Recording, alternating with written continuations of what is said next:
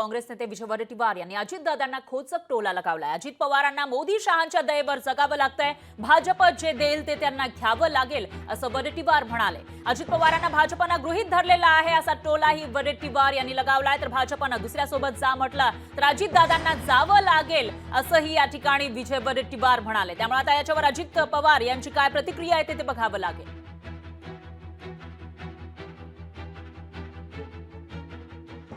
अजितदादांना अमित शहा नरेंद्र मोदींच्या दयेवर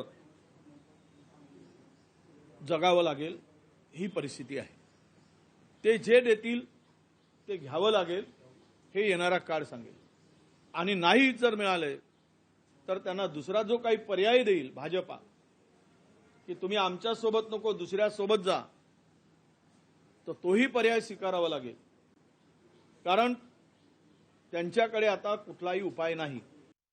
आमच्याकडे बोट दाखवत होते राजकारण महाआघाडीचं ठरत नाही, आता काय ह्यांचं काय आहे? आता शिंदेशिवाय पर्याय नाही त्यांना, कारण शिंदे आता महाराष्ट्रामध्ये भाजपच्याकडे चेहराच नाही राहिलेला आहे। भाजपकडे चेहरा पुढे करावं आणि मत मागावं असं भाजपकडे कुठलाही फेस शिल्लक नाही। ते RSS प्रयत्न करू देत कितीही, तरी कोणाचंही आता ज्या फेसला पुढे करून चेहरा पुढे करून मतं मागतील असा चेहरा शिल्लक नाही। उरला सुरला आपले एकनाथ शिंदे त्यांच्या नावावर काही प्रमाणात भाजपा खपवण्याचा प्रयत्न करेल।